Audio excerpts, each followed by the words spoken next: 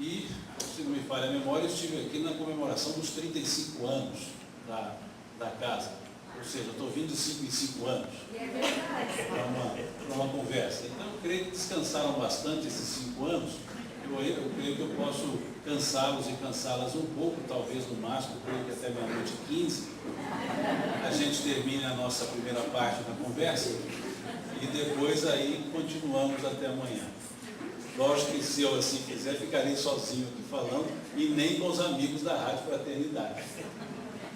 No capítulo 17 do Evangelho segundo o Espiritismo, que nós temos lá o Sede Perfeitos, Kardec ele traz uma parábola para trabalhar a questão desse sede perfeitos, para trabalhar a questão do compromisso, do trabalho que é o viver pura e simplesmente. E ele traz a parábola do semeador, assim nós a conhecemos, parábola do semeador, que é muito bem tratada ou relatada pelo evangelista Mateus, quando ele vai nos mostrar Jesus conversando e, de certa forma, explicando o teor dessa parábola. Diz o texto, e assim Kardec optou em manter no Evangelho, que aquele que semeia saiu para semear. E semeando, uma parte da semente caiu ao longo da estrada. E as aves do céu, me desculpem, comeram-nas. Outra parte da semente caiu em solo pedregoso, e como não havia terra em profundidade, a semente germinou, mas tão logo vindo o sol, ela se seca e morre. Outra parte cai no meio de um solo de espinheiros. A semente germina e, crescendo com os espinheiros, ela se vê afogada e aí ela morre, abafada pelos espinhos. Outra parte caiu em terra boa, germinou, cresceu e frutificou, e deu frutos 60 por 1, 100 por 1, 30 por 1. O cerne da parábola é esse. E os discípulos perguntaram a Jesus sobre o sentido dessa parábola, e é uma das poucas, se não a única, que Jesus explica. E ele então diz aos discípulos que a semente é a palavra e que os solos são as pessoas, os ouvintes, e que temos as pessoas de ânimo fácil, superficiais, comparadas à estrada, as pessoas de ânimo fácil e sem raiz profunda, no terreno pedregoso, as pessoas animadas, mas que dispersam por quaisquer outros interesses, o solo espinho, e as pessoas voltadas para o bem, para a vida, que são pessoas que são o terreno propício, a terra fértil, a terra boa, assim chamada na parábola.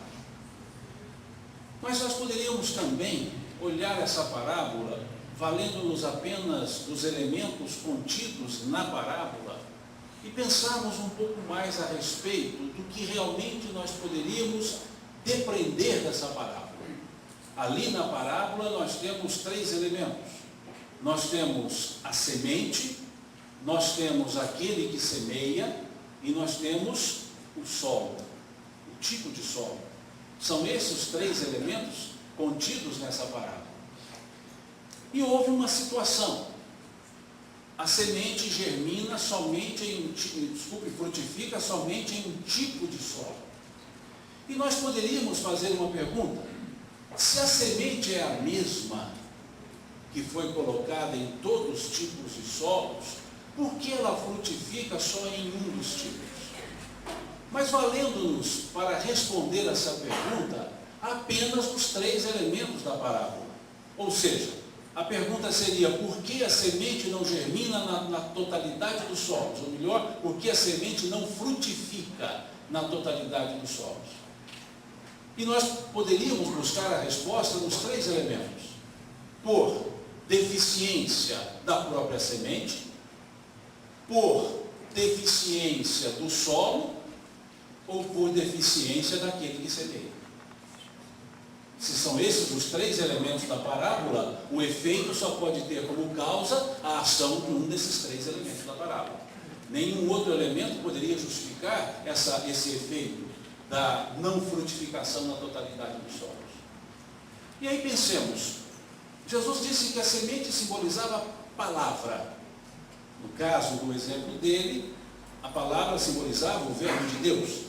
Então, a palavra de Deus. Valendo apenas da parábola, vamos observar se essa semente, essa palavra, ela contém elementos que possam dizer, olha, o problema é da semente.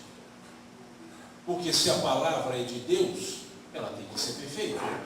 Então, a semente, no decorrer da palavra, precisa mostrar a sua perfeição. E aí nós observamos, por que ela não frutifica na estrada? Porque ela foi jogada superficialmente, e a semente precisa ser colocada sob o solo, mas ela foi colocada superficialmente. Mas não houve tempo para que ela pudesse demonstrar se tinha um bom fator de germinação. Por quê? As aves do céu comeram. Então ela não germina, mas serve de alimento. Não dá para dizer que ela tenha problemas usando só esse elemento. No solo pedregoso, diz que a semente foi colocada, e até interessante, o texto diz, a semente caiu na estrada, caiu em terreno pedregoso, caiu em terreno espinhoso, caiu em terra boa. Em momento nenhum diz que a semente foi plantada, diz que ela caiu. Então ela tinha que ter um fator de germinação muito grande, porque ela apenas caía e deveria ter o seu crescimento. E ela caiu no solo pedregoso. E o que aconteceu? Diz o texto, e a semente germinou. Mas como não havia terra profunda, logo secou. Então a semente não era ruim. Tanto não era que ela germinou. Ela só não cresceu por falta de terra. Então a semente era boa. Mas vamos ver se a semente que caiu no espinheiro era boa. Como é que o texto diz? A semente caiu no terreno de espinhos, germinou e crescendo com eles. Veja que essa semente, além de germinar, ela cresce. Ela vai além do primeiro solo.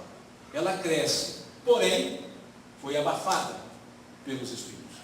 O que aconteceu ali foi problema da semente ou foi a falta da retirada dos espinhos? Então a semente ali também demonstra que é boa. E aquela que cai em solo bom, terra boa, diz que germina, cresce e frutifica. E frutificou de forma igual? Não. Diz que deu fruto 100 por 1, 60 por 1, 30 por 1. Mostrando então que os frutos não são em quantidades iguais para esse solo. Mas a semente era ruim? Não.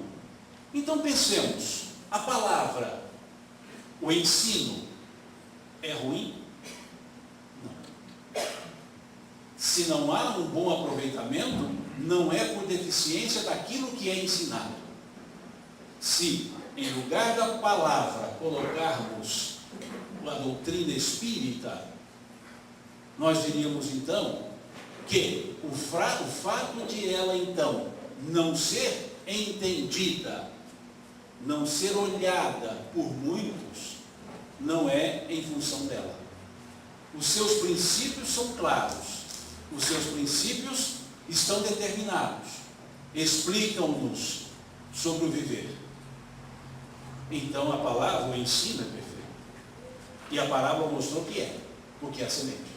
E ela em momento nenhum deixou de cumprir a sua função. A função da semente é germinar. E em momento nenhum ela deixou de cumprir essa função. A função da palavra é orientar. E nunca a palavra deixa de cumprir essa função. Pelo menos a palavra boa. Pelo menos a palavra atrelada à ideia de origem divina. A palavra daquilo que é bom. Daquilo que nos chega como elementos de verdade. Então excluímos o primeiro elemento. E o segundo elemento? o solo, as pessoas. Vamos tentar observar se o fato de a semente não frutificar deu-se exclusivamente pelas pessoas, olhando os solos. O solo, estrada. O solo estrada é local propício para se germinar uma semente? Não, estrada é para que os transeuntes passem. Ou seja, a palavra não é levada àqueles que não dão a ela a atenção necessária. Não jogueis pérolas nas portas. Não foi isso que Jesus disse? Quando vemos no livro dos Médiuns, lá no capítulo 3, quando pergunta, é lícito, é justo tentar convencer um incrédulo obstinado? Se fosse um de nós aqui, os mineiros, perguntaríamos, vale a pena bater em ferro frio? Convencer o incrédulo obstinado? E qual foi a resposta que deram Kardec? Depende da natureza da incredulidade. Aquele que não está convencido pelos fatos e pela razão, a incredulidade é uma prova pela qual deverá passar. Buscai primeiro as almas de bom ânimo, que são em número muito maior do que imaginais. E a essas outras, ou a esses outros incrédulos obstinados, o que disseram? Disseram que deixai-os por conta da providência, que encontrará meios de trazê-los à vossa causa. Ou seja, não adianta agora, não vão entender. Então, o fato de esses não aproveitarem é porque não estão no momento propício do aproveitamento. Não estão na condição de aproveitar. Então não se espera de quem não esteja no momento a reação daquele que esteja no momento. Então já excluímos a responsabilidade do solo chamado estrada. Porque não era propício, não era o momento, não era para quem. Sobraram então outros 3 solos. Sobrou o solo chamado pedregoso. E o que aconteceu com a semente nesse solo?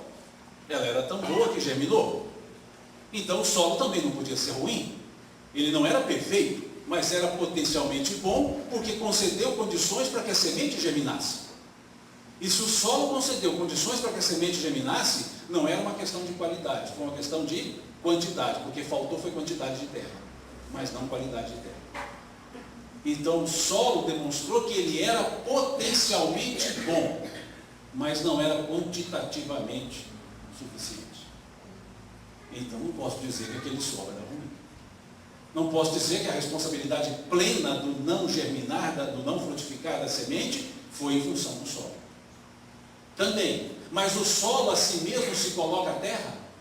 O solo tem essa autonomia de ele a si mesmo revolver-se e colocar terra?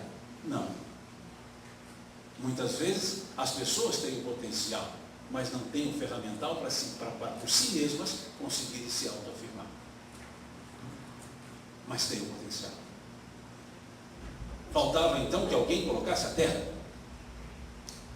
E se essa terra era potencialmente boa, com mais terra, a semente frutificaria. Coração duro, a pedra? Sim.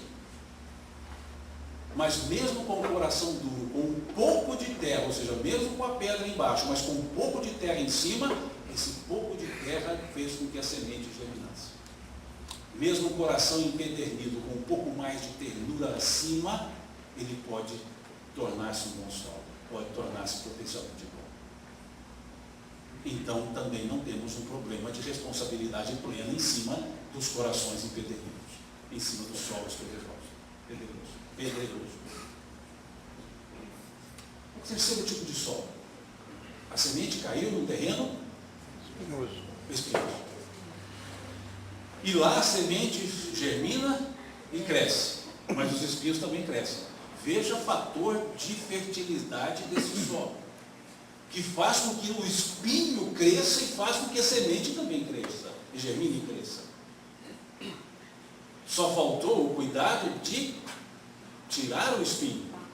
Agora o solo tem autonomia por si de dizer, olha, eu vou fazer com que o fruto dessa semente apareça e por mim mesmo eu vou destruir esse espinho. O solo não tem essa capacidade seletiva. O mato concorre com qualquer outra plantação que estiver ali. São concorrentes. Então, o espinho era concorrente.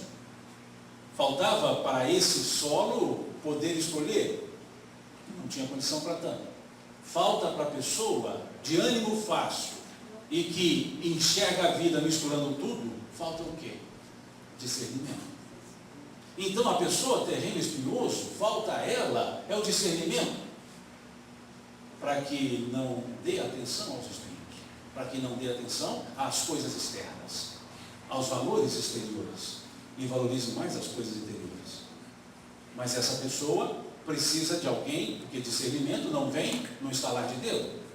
O discernimento vem através do conhecimento. É preciso conhecer para discernir, porque senão não é discernimento, é um jogo de sorte.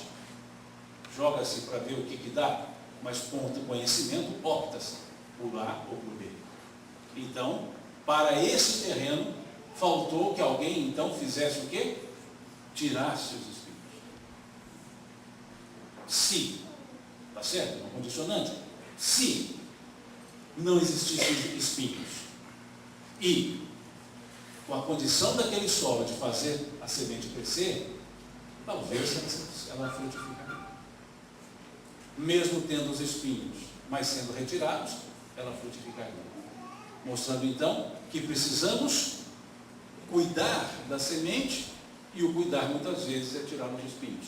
Precisamos cuidar dos ânimos fáceis, volúveis, mostrando a importância e a utilidade daquele conhecimento que lhe é passado.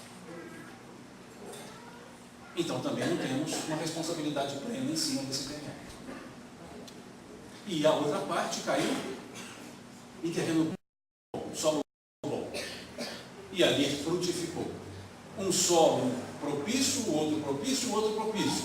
Mas um solo com fertilidade maior, menor e um pouco menor, mas a ausência de fatores externos, essa semente pode desenvolver.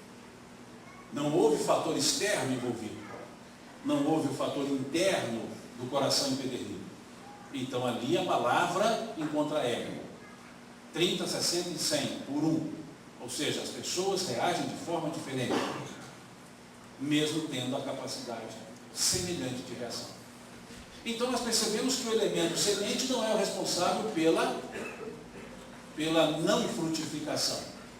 Nós percebemos que o elemento solo não é excusável, mas não é o responsável direto pela não frutificação. E dissemos que só temos 3 elementos nessa palavra. Então sobrou qual elemento? Semeador. Por exclusão sobra para ele. Tá, mas nós precisamos provar se realmente seria ele. E comecemos a observar pela forma com a qual ele é chamado. Ele é chamado de semeador ou é chamado de aquele que semeia? Veja que Kardec optou pela forma aquele que semeia. Percebamos que as traduções anteriores e mais antigas trabalham com aquele que semeia. Simão, é tudo igual. Pensemos. O pintor e aquele que pinta são as mesmas questões, estão nos mesmos níveis? O pintor é profissional, aquele que pinta é amador, é por opção. O pintor é uma obrigação. O pintar é uma opção. Veja. O professor é igual àquele que ensina? Não. O professor o faz por profissão. Aquele que ensina faz por opção. Semeador é profissão.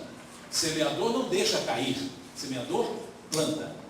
Aquele que semeia por opção nem sempre detém a perícia. E aí ele faz o seu trabalho. Então veja que há diferença entre semeador e aquele que semeia. E o texto seria então aquele que semeia.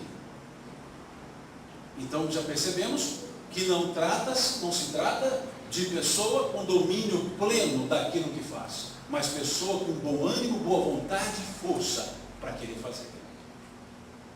E aí nós começamos a entender, quando alguém nos diz, não basta apenas boa vontade, é preciso conhecimento de causa para fazer bem feito. Não é assim que vemos mais ou menos? E esses que saiu para semear, ele fez um esforço muito grande, porque a parábola diz, não diz, aquele que semeia, semeou. Ela diz, aquele que semeia, saiu. O verbo sair significa movimento. Então aquele que semeia, ele vai além. Ele vai em busca das pessoas. Aquele que semeia foi em busca dos solos. Deu valor a todos os solos, porque deixou cair em todos. Mas tem um esforço. Antônio Vieira, no século XVI, quando ele faz esse comentário, no chamado Sermão da 60ª, ele diz, num ato respeitoso, mas irônico, ele faz um trocadilho, dizendo que quando da colheita há que se contar os frutos, mas também há que se medir os passos. Porque aquele que semeia esforça-se para fazer. E nem sempre o que semeou esforçou-se. E aí ele usa de duas palavras da língua portuguesa, em especial em Portugal, porque ele fazia esse sermão justamente em Lisboa, e ele foi falar do semeador de passos, com 2 S's, e foi falar do semeador de passo, com C cedilha. E disse, há semeadores de mais passos, e semeador de passo. Passo seria o nosso equivalente ao átrio, aquela área externa de um templo religioso. Então ele diz, há semeador de passo, ou seja, não sai do lugar. Passo com C cedilha. E há semeador de passos, que vão além. Ele se referia àqueles que vinham para as colônias na época, para levar o cristianismo longe. Então ele usa de uma certa ironia respeitosa para dizer que o esforço tem que ser contado também, mesmo que o resultado não seja tão bom. Há que se medir a semeadura, mas há que se contar os passos, diz ele. Mas é interessante que a parábola diz que aquele que semeia saiu, mas não fala que ele voltou. Porque aquele que trabalha com boa vontade, mesmo que não conhecedor, pleno, ele vai sempre para frente. O serviço é para frente, pode não ser retilíneo, pode não ser uniforme, pode ser curvilíneo, mas é para frente. Então o verbo já é no passado, saiu, não diz eis que aquele que semeia sai, eis que aquele que semeia saiu, mas não diz que ele volta, simplesmente sai. Mas essa boa vontade, esse esforço, não associado ao conhecimento pleno e à perícia, fez então com que não olhasse para colocar um pouco de terra onde faltava. Fez com que não olhasse para que tirasse os espinhos onde eles estavam, de onde eles estavam. E não observou que a semente não era para alimentar aves. Então tem boa vontade, tem o esforço, não é profissional da área, mas mesmo assim poderia ter conseguido um efeito maior no seu ato de semear. Então nós percebemos que nos 3 elementos coube uma responsabilidade maior a quem? Aquele que semeia. Pela não frutificação de todos os solos. Faltou a atenção. Faltou o cuidado. Embora tenha em quantidade a boa vontade. E por que eu trago essa parábola? Porque o trabalhador espírita, ele não é profissional. O trabalhador espírita, ele não faz por obrigação, ele faz por opção. Em diversas escolas religiosas nós poderemos ter semeadores. No ideário do movimento espírita nós temos os que semeiam, porque ninguém é o profissional da divulgação espírita. Por mais que divulgue, só o faz por opção. Carregado de boa vontade, com esforços grandes, mas nem sempre devidamente embasado no conhecimento espírita. E pode, com isso, então, não ter o efeito desejado. Pensemos. No capítulo 6 do Evangelho segundo o Espiritismo, nós temos uma fala do Espírito de verdade. E nessa fala, depreende-se que ele refere-se ao Espiritismo com um qualificativo de consolador. E até substantivando o consolador, dá-lhe um qualificativo consolo, mas dá também uma ideia qualificativa, mais caminhando para um substantivo Consolador. Então veja, a doutrina espírita diz lá no texto, é o Consolador. E depois, por depressão, o Consolador prometido. Porque vem com uma ideia de promessa, vem como outrora os filhos transviados de Israel, trazer a verdade, dissipar as trevas, escutai o Espiritismo como outrora a minha palavra, deve lembrar aos homens que acima dele reina o Deus justo, o Deus bom, que faz elevar as ondas e frutificar as sementes. Então ele vai mostrando um aspecto consolador para a doutrina espírita. Então nos levou a dizer que a doutrina espírita é o Consolador prometido. Ótimo. E aí pensemos na pergunta, se e é, mas eu estou usando a condicionante só para fazer a pergunta. Sendo então, melhor dizendo, sendo então a doutrina espírita o Consolador prometido, por que os espíritas não estão na sua totalidade consolados? E aí podemos fazer a mesma analogia.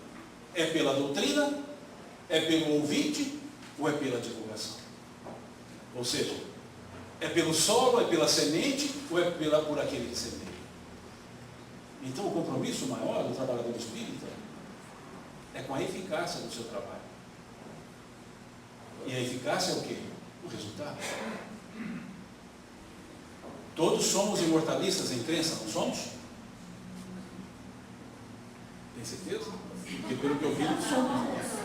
Todos nos sentimos imortais? Sabemos que somos imortais, não sabemos? Ótimo. E por que temos medo de morrer? Conhecimento não atrelado à consciência. Eu tenho conhecimento que sou imortal, mas não tenho consciência dessa imortalidade. Somos reencarnacionistas, não somos? E alguém aqui já educou o filho por critérios reencarnacionistas ou usando as escolas unicistas que nós conhecemos? Somos reencarnacionistas e alguém já olhou para o filho e disse assim, este espírito que está comigo, ou disse, meu filho. Quantos usamos o pronome denotativo? E quantos usamos o pronome possessivo? Perceberam? Então há diferença entre a consciência e o conhecimento. E muitas vezes percebemos que o trabalho divulgador está em âmbito de conhecimento, mas não está em âmbito de conscientização. E esse não diria o compromisso, esse eu diria o desafio. Demonstrar por si o consolo que eu digo existir na doutrina espírita. Esse é o desafio. E tal qual a parábola, nós só temos 3 elementos: os que buscam, os que oferecem e aquilo que é oferecido. E podemos então, pela mesma analogia, dizer, está no que é oferecido o problema? Ou seja, é a doutrina? Não, porque ele é claro. Está naqueles que buscam? Talvez não. Em parte. Está naqueles que a levam? Também em parte. Então nós precisamos olhar com muito cuidado a eficácia do que está sendo feito. E aí nós podemos então, valendo-nos da questão 625 do Livro dos Espíritos, que nos fala que Jesus é o nosso modelo perfeito, copiando-o nas nossas ações. Então, antes de pensarmos em sermos trabalhadores espíritas, precisaríamos pensar se somos trabalhadores do Cristo. Por quê? Há certas características que são inerentes ao trabalhador do Cristo, que estão ligadas ao fato de ser trabalhador do Cristo. O primeiro aspecto é que o trabalhador do Cristo não era, no sentido pejorativo, constrangido a segui-lo. Como que ele estabeleceu a forma ou o convite para que as pessoas pudessem segui-lo? Aquele que quiser vir após mim, renuncie-se a si mesmo, pegue a sua cruz a cada dia e me siga. Veja, aquele que quiser. Ele não disse, você tem que me seguir. Ele disse, aquele que quiser vir após mim, significa que Jesus estaria indo à frente. Renuncie-se, num reforço retórico, renuncie-se a si mesmo. Veja como ele faz. Não é uma renúncia assim, tá bom, eu vou mudar. Não, eu vou me transformar. Renuncie-se a si mesmo. Pegue a sua cruz, ou seja, não precisa pegar a cruz de ninguém, a sua. Veja o pronome possessivo, cada um tem a sua. Pegue a sua cruz. Mas como? A cada dia. Não fica pegando a cruz da vida inteira. Pegue a cruz a cada dia, mostrando que nós damos passos. E esse fator dia é muito presente nas frases de Jesus. Veja, não vos preocupeis com o dia de amanhã, pois o dia de amanhã cuidará de si mesmo. Basta a cada dia o seu próprio mal. Ele está pregando alienação. Não, pelo contrário, está pregando a consciência plena do valor do momento.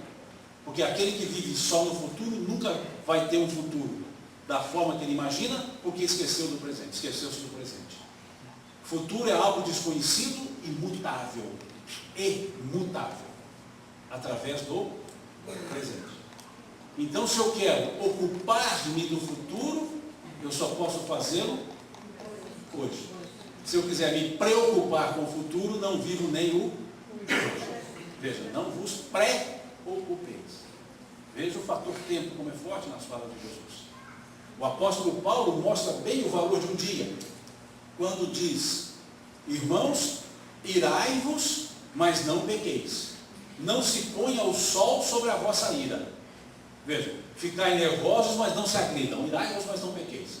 Não se põe o sol sobre a vossa ira, ou seja, não deixa o sol se pôr, não deixa o dia acabar com você ainda irado.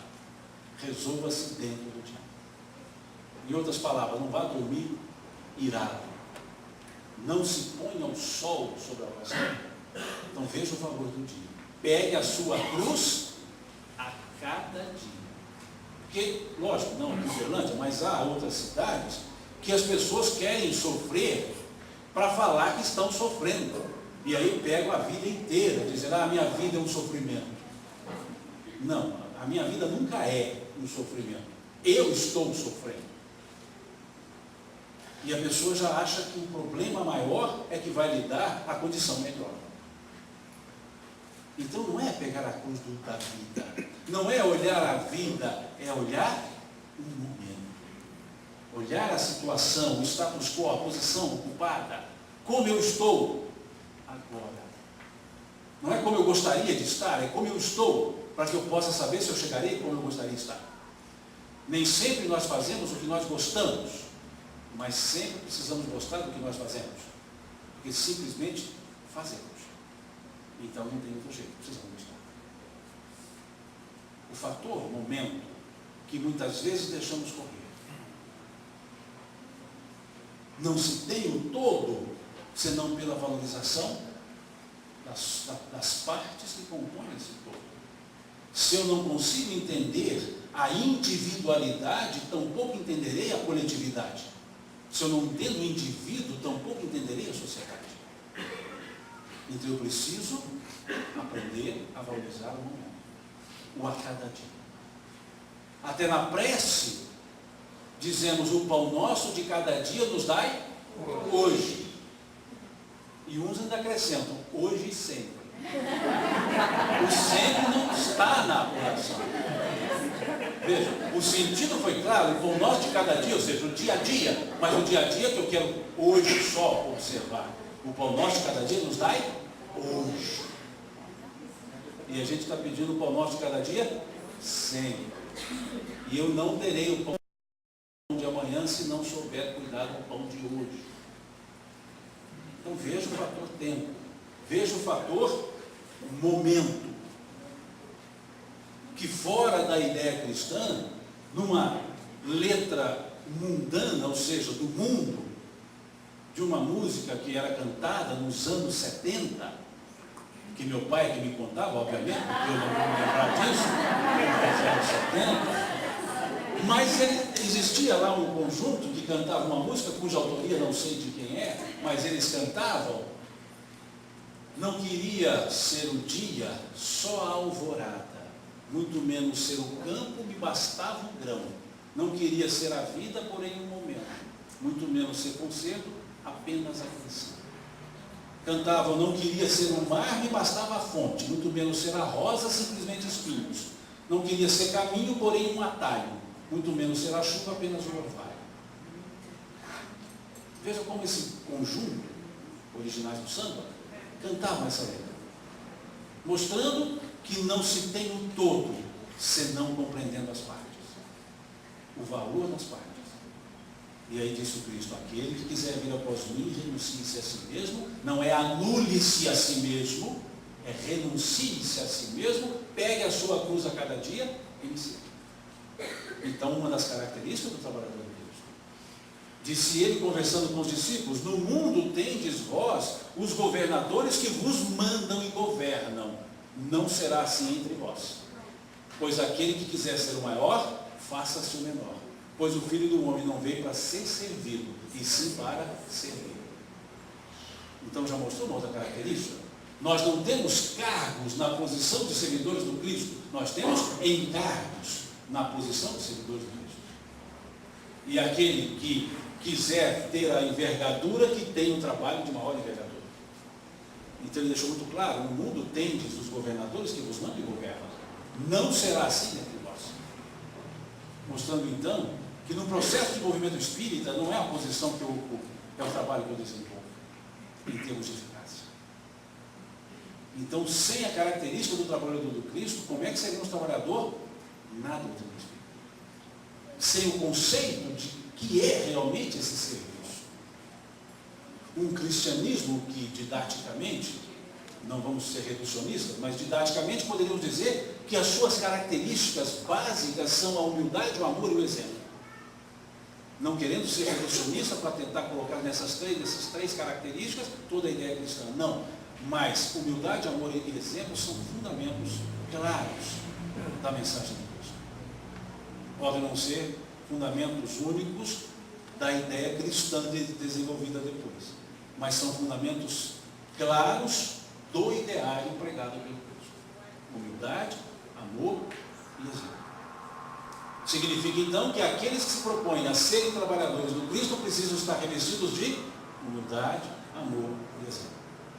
As doutrinas que se colocam como elementos cristãos ou cristãs precisam estar revestidas de humildade, amor e exemplo. Porque senão, não trazendo a característica da essência, dificilmente exalarão essa essência. E aí também precisamos nos perguntar, na condição de pretensos trabalhadores da doutrina, pretensos trabalhadores do Cristo, se também nos revestimos com essas características: humildade, amor e exemplo. Amor exalado, como no caso da mulher do fluxo de sangue, que Jesus nos deu uma aula do que é realmente amar. Detalhes do evangelista em que ele narra que a mulher, que há 12 anos, veja, 12 é fundamental esse número para os israelitas, é o conjunto completo, as 12 tribos de Israel. Então, padecia há 12 anos um ciclo fechado. Há 12 anos padecia de uma hemorragia, de um fluxo sanguíneo.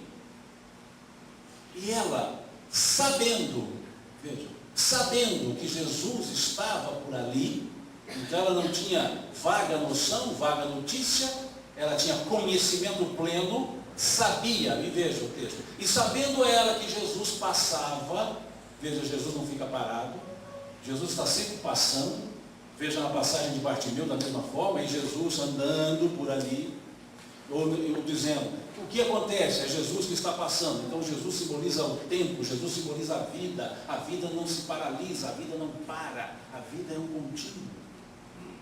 E ela disse, sabendo ela que Jesus estava passando por ali, foi ao encontro dele, não foi de encontro a ele, porque muitas vezes vamos de encontro, exigindo sem apresentar as condições para tanto. Tanto que as nossas preces são sempre usadas, os verbos são sempre no imperativo afirmativo, não sabe? Senhor, dai-me. Quer dizer, eu sou obrigado a me dar isso. Então a gente é um pouco assim, nós vamos de encontro, nem sempre ao encontro. E ela foi ao encontro de Jesus. Mas veja que interessante. Jesus não disse, aquele que quiser vir após mim? E como que ela fez? Diz o texto, e ela chegando-se por trás. O texto diz, ela chegou por trás, não diz que ela chegou pela frente. Não foi um encontro de frente a frente. Foi um discípulo seguindo o mestre. Ele então significa, se ela chegou por trás, é porque ele estava à frente. E ele disse, aquele que quiser vir, após mim. E ela chega-se por trás. Não se identifica. E o texto nem diz o nome dela. Uma mulher. Não se identifica. E diz, e ela toca-lhe a túnica. Não diz, puxa-lhe a túnica. Diz, toca-lhe. O tocar é tão sutil que a gente pode nem perceber. E ela tocou. E imediatamente, diz o texto, imediatamente Jesus parou. Olha a força do toque para o movimento da vida. Parou e disse. Não disse que ele parou, olhou para ela, nada. Parou e disse. Alguém me tocou. Veja. Alguém me tocou. Ele não diz, alguém me empurrou. Porque isso o discípulo disse. Senhor, como tu dizes, alguém me tocou, se todos te empurram? Olha a diferença entre empurrar e tocar. O empurrão, ele não falou, estão me empurrando. Mas o toque, ele disse, alguém me tocou. E por trás. E perguntaram, e ele mesmo explicou por quê. Não lhe perguntaram. Alguém me tocou, reforçou ele, pois de mim saiu poder. Em outras traduções, saiu virtude. Fico com saiu virtude. Veja, o ser que ama, ele não olha a quem dirige o amor. O amor é exalado. O verbo amar, infelizmente, é tido como um verbo transitivo. O que é isso? Precisa de complemento. Ninguém pode falar assim, eu amo. Se falar eu amo, alguém vai perguntar a quem? É um verbo que por si só não expressa. Diferente do verbo nascer, não tem que perguntar para quem nasceu. E aí tem um parágrafo, abre um parênteses. O verbo nascer, ele é intransitivo, ou seja, não precisa de complemento. Falar, fulano nasceu, está resolvido. Agora falar, fulano amou, vai perguntar, amou quem? Então o verbo transitivo precisa de complemento, porque por si só ele não expressa o conteúdo completo. O verbo intransitivo, por si só, ou seja, não precisa de complemento, por si só ele já fala. Mas Jesus é danado. O verbo nascer, quando se referiram a Jesus, foi colocado uma transitividade nele. Não na conjugação, mas no sentido, no fato. Porque lá diz o texto de Lucas, eis que vos trago novas de grandes alegria, eis que hoje na cidade de Davi vos nasceu o Senhor, Jesus do Salvador. Veja, vos nasceu. Alguém aqui nasce para alguém? Não, só nasce para si mesmo. Jesus foi a única pessoa que nasceu para os outros. Porque quando diz o Simão nasceu, não fala o Simão vos nasceu, nem para minha mãe falava isso. O Simão nasceu, porque cada um nasce para si, por si. E Jesus não. Eis que hoje vos nasceu. Veja, a única pessoa que nasce para os outros, nasce para si. Humildade, amor e exemplo. E o amor, sendo o verbo, o amar sendo um verbo intransitivo, sendo um verbo transitivo, ele obnubila, quer dizer, ele espreme, ele coíbe o próprio sentimento. Porque o sentimento amar, ele tem que ser intransitivo. Quem ama não ama alguém, quem ama, ama. E Jesus foi mostrar justamente isso, nessa passagem da mulher do fruto do sangue. Para dizer que era alguém que está por trás, e dizer que assim mesmo ele exala o amor. Porque o real amor não é direcionado, é exalado. Embora o verbo seja transitivo, o sentimento é intransitivo. Mas em vez de estarmos com esse amor cantado e decantado na carta de Paulo aos Coríntios, a primeira, lá no capítulo 13, ainda que eu falasse a língua dos homens e dos anjos, Se não tivesse amor, seria como um sino que retine, que tange, ou um metal que retine. E ele fala, o amor é benigno, o amor não se soberbece, o amor não arde em ciúmes, o amor tudo ama, tudo crê. Veja como ele vai mostrando o que é o amor. Esse é o amor que Jesus exalava. O amor que não se soberbece, que não se ufana, que não arde em ciúmes. Mas o amor que nós vivemos é o amor cantado por Luís de Camões.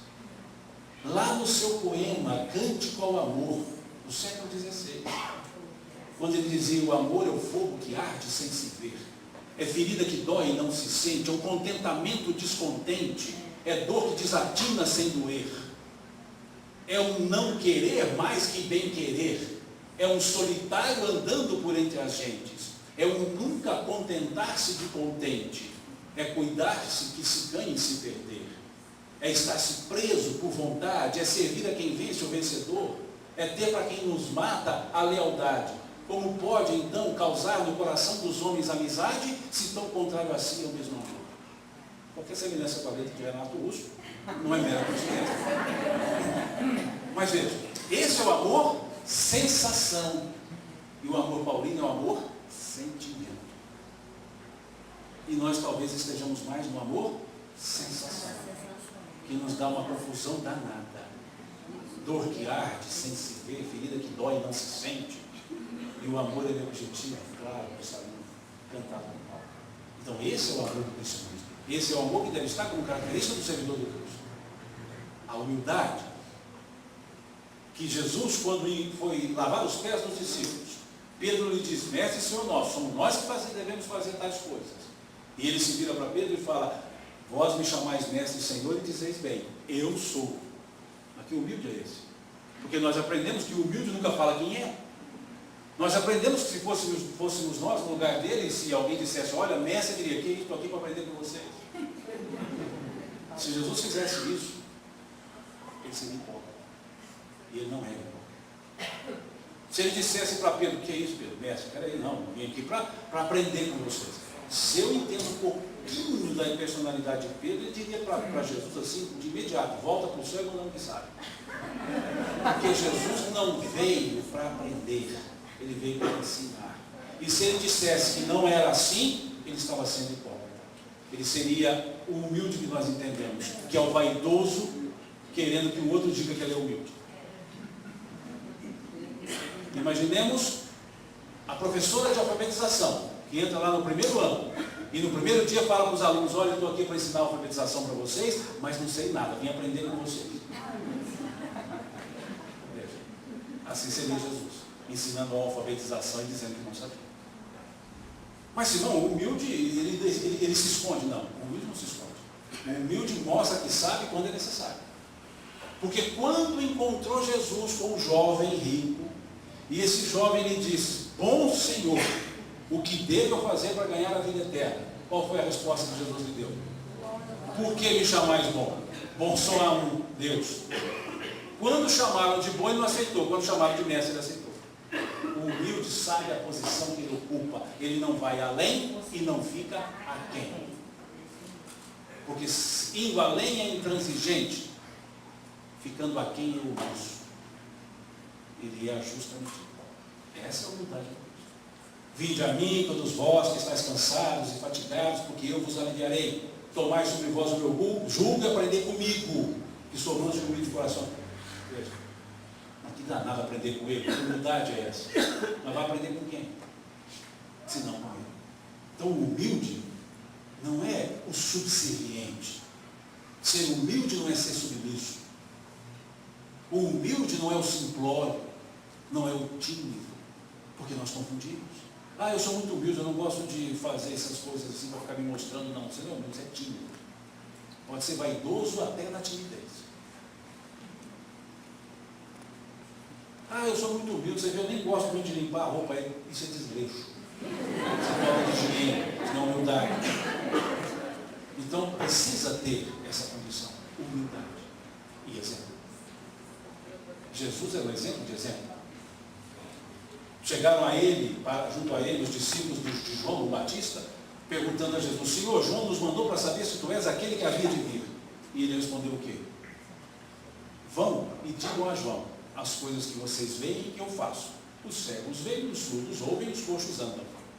Ou seja, não precisa dizer se eu sou ou não sou. Quando o que eu fiz, que vai saber se eu sou ou não. É pelo fazer. Pelo fazer. Ouvindo doutores da lei, ele fala o quê? Ao público. Ouvi e praticai tudo que eles vos dizem, mas não façais de conformidade com o que fazem, pois vos dizem uma coisa e fazem outra. Então o exemplo é fundamental. Então, sem essas três características, mais a livre opção de seguir a Jesus, nós não seríamos os trabalhadores de Deus. E para sermos trabalhadores da doutrina espírita, precisamos primeiro ser trabalhadores do Cristo. Porque se ela redivive o cristianismo, se ela é o consolador, nós precisamos ter os elementos que justamente propiciaram a doutrina espírita, que são os elementos do Cristo. E assim sendo, colocamos na condição de trabalhadores da doutrina espírita. Mas entendemos o que é o cerne da doutrina espírita? Ou melhor, o objetivo. Porque vemos na conclusão número 5 do Livro dos Espíritos, Kardec dizendo, com o Espiritismo a humanidade entrará numa nova fase, a do progresso moral, que lhe é consequência inevitável. Veja, a palavra utilizada, o progresso moral é consequência, não é objetivo. O objetivo da doutrina espírita não é mudar as pessoas. O objetivo da doutrina espírita é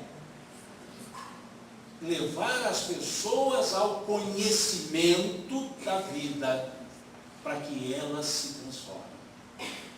O objetivo é o esclarecimento, e a transformação é consequência disso.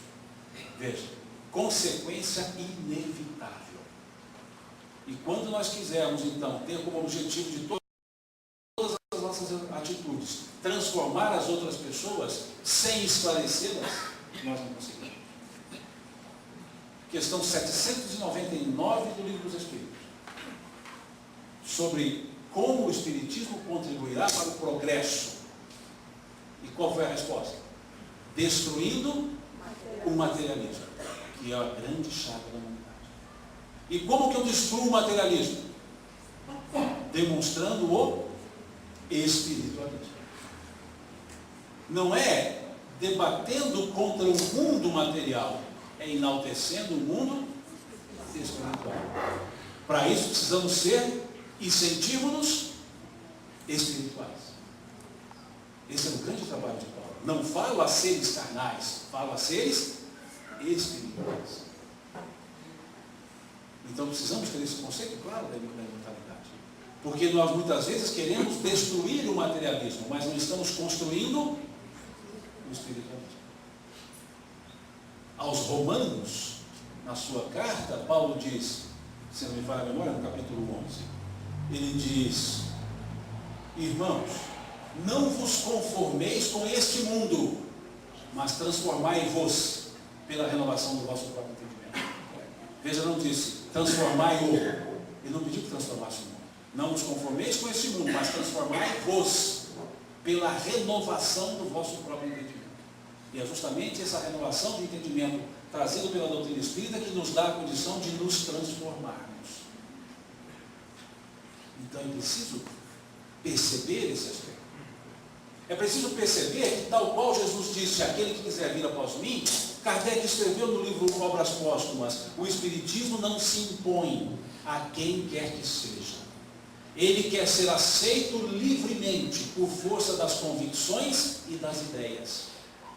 Veja a semelhança com a frase de Jesus. Aquele que quiser vir após mim. O Espiritismo não se impõe a quem quer que seja. Ele quer ser aceito livremente por força das convicções e das ideias. E como eu tenho convicção? A partir do conhecimento que eu faço. Então veja o foco.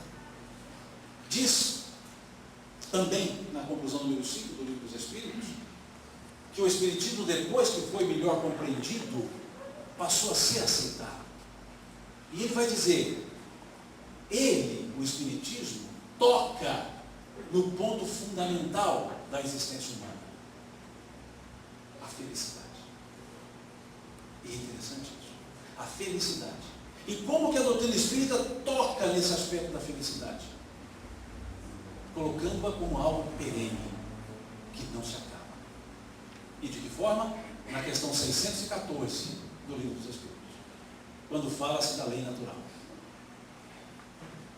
O que se entende por lei natural é a pergunta. E a resposta qual foi? É a única e verdadeira lei criada por Deus para a felicidade do homem. Ela lhe indica o que deve ou não deve fazer. E o homem só é infeliz quando dela se afasta. Veja que ele não diz que o homem é triste. É infeliz. O que significa o prefixo in? Negação. O homem nega a felicidade quando se afasta da lei de Deus. E onde está escrita a lei de Deus? Questão 621. Na consciência. Quando o homem lesa a consciência, ele se torna infeliz porque se afastou da própria estrutura da lei de Deus. Se a lei de Deus é imutável, se Deus é imutável, se Deus é eterno, suas leis são imutáveis e são eternas. E se a lei natural, sendo imutável e eterna, foi feita para a felicidade do homem, a felicidade é imutável e eterna. Então o consolo precisa entender o que é a felicidade. E aí podemos dizer, mas como a felicidade é imutável e eterna, se nós ficamos tristes? Mas o fato de estar triste não quer dizer que eu não seja feliz. Porque tristeza não se opõe à felicidade. O antagônico sempre prevalece quando o outro desaparece. Para que algo desapareça, precisa ter o seu antagônico. O antagonista tem que existir, o dicotômico tem que existir. Para que o claro desapareça, é preciso que exista o escuro, porque senão não terá o escuro. E não tendo o escuro, o claro nunca poderá acabar, porque não tem o seu antagônico. Então algo está claro porque não está escuro, está seco porque não está molhado. E a felicidade não tem antagonista. Tem a negação, a infelicidade, que não é antagonismo, é negação. E a tristeza? A tristeza é antagonista da alegria. Eu não sou triste, eu estou triste. Porque a tristeza acaba. E ela só acaba porque vem a alegria. Então, se há algo que acaba, não pode ser essência, tem que ser estado. Então, eu nunca sou triste, eu estou triste. Eu nunca sou alegre, eu estou alegre. Mas sempre sou feliz. Então, eu sou feliz estando alegre ou estando triste. Eu sou feliz. Porque essa é a essência da lei. E a lei é imutável e a lei é eterna. A essência é imutável, a essência é eterna. A felicidade é eterna. E então a doutrina espírita toca no ponto essencial da existência humana, o da sua felicidade. E é entendendo isso que nós vamos perceber, então, se entendemos o Consolador prometido. E o trabalhador espírita que não consegue entender esse aspecto e conscientizar-se disso, como dar ao outro aquilo que ninguém mesmo tem. Porque ninguém dá o que não tem. Então, se eu não tenho senso claro, consciência plena do que é o Consolador e o seu elemento de felicidade, eu nunca conseguirei fazer a boa semeadura para os solos ávidos de serem bem cuidados. Então, é preciso que entenda esse elemento. Não é levar a doutrina espírita simples e puramente. É levá-la em condições que possa ser entendida para que aquele que a entende se transforme. E aí, vemos Kardec dizendo no livro A Gênesis, melhor dizendo, no livro Obras Póstumas, lá na Constituição do Espiritismo, ele dizendo que duas coisas concorrem para a propagação da doutrina espírita. A primeira, o claro estabelecimento das suas bases. E a segunda, os meios de as divulgar. Então, precisamos divulgá-las, sim, mas a partir do claro estabelecimento das suas bases. E a base não é o quanto eu sei, é o quanto eu apreendo daquilo que eu digo saber.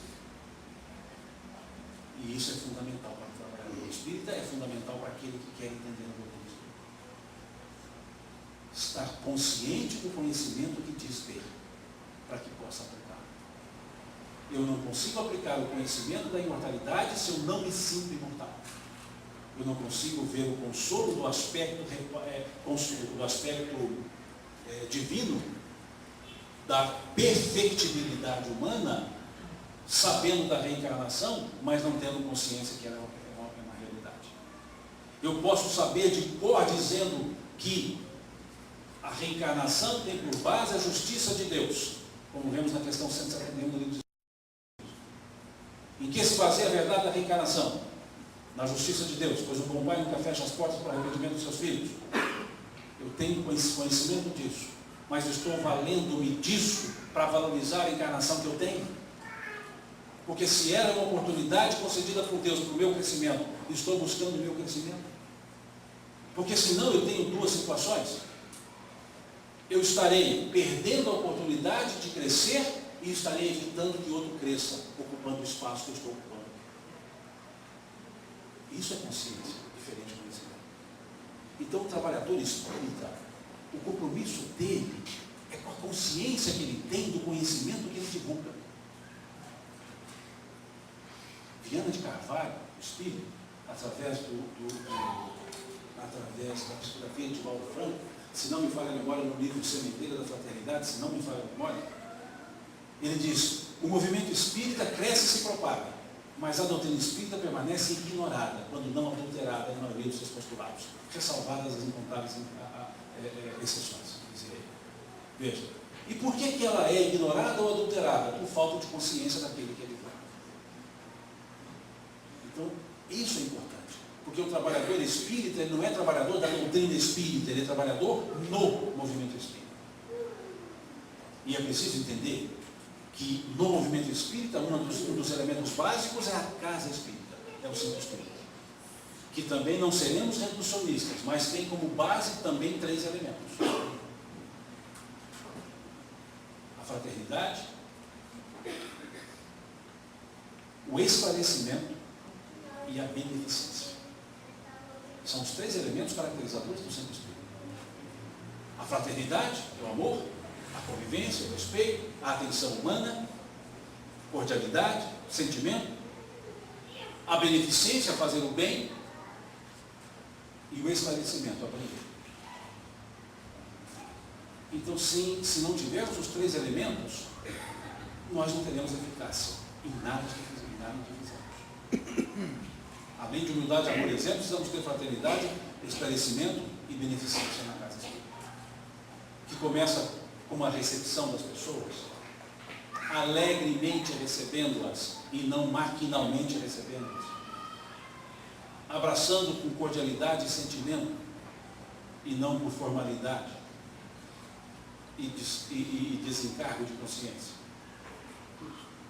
preocupado em oferecer condições para que as pessoas participem do aprendizado, participem do trabalho beneficente, participem da fraternidade, do conjunto dos irmãos. Então esse também é um elemento claro do compromisso de trabalho.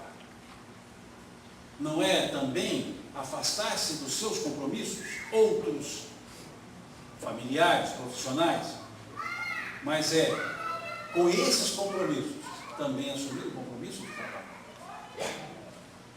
Por quê? Porque eu preciso, não. Porque é necessário que assim façamos. Pois eu, quando entrei, fui recebido por alguém e preciso estar para receber por outro. Simplesmente por uma necessidade da fraternidade com o amor. E não por uma obrigação. Entender que nós precisamos uns dos outros. Ora, como dizia os filósofos, Almir Sater e Renato Teixeira, nós, ora, somos estradas, ora, estamos nas estradas. Pela longa estrada eu vou, estrada eu sou. Ora eu sou a estrada pela qual os outros andam, ora eu ensino. Ora eu ando na estrada que os outros são, ora eu aprendo. Estrada eu sou quando ensino, estrada eu vou é quando busco aprender. Todos nós somos estradas e todos nós caminhamos nas estradas. Então todos nós precisamos passar o que sabemos, todos nós precisamos buscar aquilo que não sabemos. Somos sempre aprendizes e somos sempre pessoas que ensinam. E essa consciência precisamos ter, para que possamos fazer com que a doutrina espírita seja de fato divulgada, entendida, percebida e não apenas sabida. em tudo que fizermos, em quaisquer movimentos, visando o bem, colocar o real sentimento do bem. Como nos fala Leon Denis, lá no capítulo 24 do livro O Problema do Ser, o Destino da Dor, quando ele dizia: quando os meus atos são bons e os meus pensamentos são maus, existe uma falsa aparência do bem. Fazer o bem sem sentir o bem é deixá-lo por fazer. Fazer por obrigação é como se não fizesse. Porque o bem verdadeiro une as duas pontas, o que doa e o que recebe. Se fazer o bem apenas por uma formalidade, seremos qualificados como aqueles que Jesus qualificou, túmulos caiados de branco por fora, mas cheios de podridão por dentro. Então precisamos entender esse elemento. É dar-me junto com aquilo que eu dou. Como bem disse Jesus, retratado pelo evangelista Lucas, dai antes daquilo que tiverdes. Veja que interessante. Dai antes daquilo que tiverdes. E Emmanuel, como sempre, captando os detalhes, as entrelinhas, no caso não dá nem uma entrelinha, que dá uma frase só, uma linha só essa fala de Jesus, mas captando interpalavras, lá no livro Fonte Viva, no capítulo 60, ele vai analisar essa frase. E vai dizer que dar o que tem é diferente de dar o que detém. Dai antes daquilo que tiverdes, e não dai antes daquilo que detiverdes. O que eu tenho e o que eu detenho. O que eu tenho é aquilo que comigo fica, mesmo quando daqui eu saio. O que eu detenho é aquilo que comigo está e aqui fica quando eu saio. O que eu detenho é o direito de uso. O que eu tenho é a minha propriedade. E o que eu tenho? A minha palavra. O meu sentimento. O meu tempo. E o que eu detenho? As coisas que eu digo. Então disse Jesus: dai antes daquilo que tiverdes. Dê de si mesmo e depois dê aquilo que você diz ter. Então, mais do que dar a cesta que eu detenho, é dar-me a mim mesmo, que é o que eu realmente tenho. O que eu tenho. E eu desconfio que Khalil Gibran andou lendo bem essa frase de Jesus, porque lá, na sua literatura, se não me falha a memória, no livro Areia e Espuma, se não me falha a memória, ele diz: vós pouco dais, quando dais de vossas posses. Quando derdes de vós mesmos, é que realmente dareis. Eu desconfio que ele leu essa frase. Vós pouco dais, quando dais de vossas posses. Quando derdes de vós mesmos, é que realmente dareis. Então esse é o marco daquele que está servindo ao Cristo na lide espírita. E serve-se ao Cristo servindo às pessoas. Dirá o Senhor aos seus servos: estive nu, vestiste-me. Tive fome, deste de comer. Era estrangeiro, abrigaste. Tive sede, deste de beber. Estava preso, foste me visitar. Era doente, foste me ver. E os servos dirão ao Senhor: Senhor, quando nós assim, repete tudo, quando nós assim te fizemos? E o Senhor dirá: todas as vezes que fizeres a um dos meus, é a mim que o faz. Não precisa fazer diretamente a Ele. Serve-se a Deus servindo a sua criatura, ou as suas criaturas. Mas para isso, precisa ter um elemento fundamental que está na escala do Sermão do Monte, na sexta bem-aventurança. Bem-aventurados os puros de coração, porque verão a Deus. E quando se vê Deus? Quando se olha para o semelhante e consegue perceber nele a essência divina. E só percebe nele a essência divina aquele que tem a pureza do coração. Porque os olhos são as candeias da alma, disse Jesus. De sorte que se os teus olhos forem bons, todo o teu corpo terá luz. Os olhos refletem aquilo que o coração traz. E somente o coração puro enxerga a pureza da Deus. Um coração impuro vê as impurezas em quaisquer pessoas. Então os meus olhos indicam a pessoa que eu sou. Se eu tenho olhos de condenação, é porque condenaram outra vez. Se eu tenho olhos discriminatórios, é porque eu sou um discriminador. Se eu olho para alguém e me incomodo com o defeito dele, é porque trago o mesmo defeito dele. Se eu faço repúdio ao egoísta, dizendo que abomino e não aguento ficar próximo, é porque dois egoístas não dividem o mesmo espaço.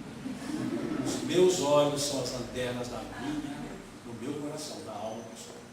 Se eles forem bons, é porque meu coração é luz. Então, bem-aventurados os puros de coração, porque verão a Deus em quaisquer pessoas. Então, servem-se a Deus com a pureza de coração, servindo aos semelhantes. Esses são deveriam ser os nossos olhos. Deveriam ser os elementos que precisamos ter para um real compromisso com o ideário espírita, com a consciência espírita, com a consciência cristã, com a consciência de vida. Porque senão, não viveremos. Apenas sentiremos seres existentes. Seres que existem, mas seres que não são. Porque a existência não é sinônimo da essência. Com todo respeito à tradução descartiana, mas quando Descartes foi dizer cogitus ergo sum, a tradução não seria penso logo existo. Cogitus ergo sum, penso logo eu sou. Porque ser e existir são coisas distintas. Essa mesa existe, mas ela não é. Porque ela não sabe que ela existe. Eu existo e sei que eu existo, então eu sou. Cogitus, penso, ergo sum, logo sou. Eu sou. Mas para eu ser, preciso saber que eu existo. Mas se eu ficar só na existência, eu nunca saberei que eu serei ou que eu sou. Então é preciso transcender a existência, indo além da materialidade e perceber que eu sou a própria espiritualidade. E assim, a frase, a felicidade não é deste mundo, a gente resolve com muita tranquilidade. Por quê? Se a felicidade não é deste mundo e nós só temos dois mundos, questão 27 do Livro dos Espíritos, os princípios gerais do universo, Deus, Espírito e matéria, então se não é matéria é Espírito, se não é Espírito é matéria, então só existe o mundo material e o mundo espiritual. Se a felicidade não é deste mundo, ela é de qual? Do espiritual. E eu sou de qual? Do espiritual. Então se a felicidade desse mundo eu também não sou, não tem problema nenhum. A felicidade é do mundo espiritual e eu sou um ser espiritual que é mim. Estando eu nesse mundo ou não, é mim. Então transcendamos a materialidade, entendendo e tendo consciência da espiritualidade. E o trabalho espírita fluirá com eficácia, mesmo que com eficiência duvidosa, mas a eficácia será. Porque o sentimento estará presente, a consciência estará presente. Como já estamos próximos à meia-noite,